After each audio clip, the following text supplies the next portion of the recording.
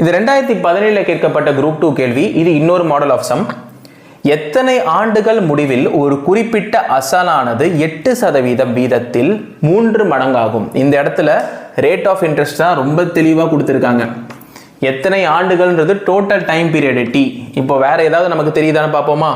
அசலானது 3 மடங்காகும், 3 டைம்ஸ். இதை வந்து ஸ்மால் என் அப்படின்னு போட்டுக்கணும், சரிங்களா? இப்போ இந்த இடத்துல நமக்கு அசல் தெரியாது, எதுவுமே தெரியாது. ஆனா எத்தனை மடங்குன்றதை கண்டுபிடிக்க சொல்றாங்க. இதுக்கு ஒரு சின்ன ஷார்ட்கட் ஃபார்முலா பார்ப்போமா? டோட்டல் டைம் பீரியட், அதாவது எத்தனை ஆண்டுகள், அதை வந்து கேபிட்டல் டீன்னு போட்டுக்கோங்க, சரிங்களா? மொத்த கால அளவு அதை 100ன்னு போட்டுக்கோங்க. 100 into n minus 1 divided by r. இதுதான் இதோடைய ஃபார்முலா. இந்த மாதிரி சம் கேட்டால் இந்த ஒரு ஷார்ட்கட் ஃபார்முலா ஞாபகம் வச்சுக்கோங்க. மொத்த கால அளவு is equal to 100 into n minus 1 by r. என்னன்றது மடங்குகள். இப்போ இந்த இடத்துல போடலாமா? 100 இன்டூ எத்தனை மடங்கு? 3 மைனஸ் 1 டிவைடட் பை, நமக்கு வேற என்ன இருக்கு? ரேட் ஆஃப் இன்ட்ரெஸ்ட் தெரிஞ்சு போச்சு, 8ன்றது தெரியும். இப்போ இந்த 100 இன்டூ 2 டிவைடட் பை 8 போடுவோமா? இப்போ இந்த இடத்துல 2 டேபிள்ஸில் ஒரு வாட்டி, 2 டேபிள்ஸில் 4 வாட்டி போகும். 100 டிவைடட் பை 4ன்னு வந்திருக்கு. 100 பை 4 என்னது?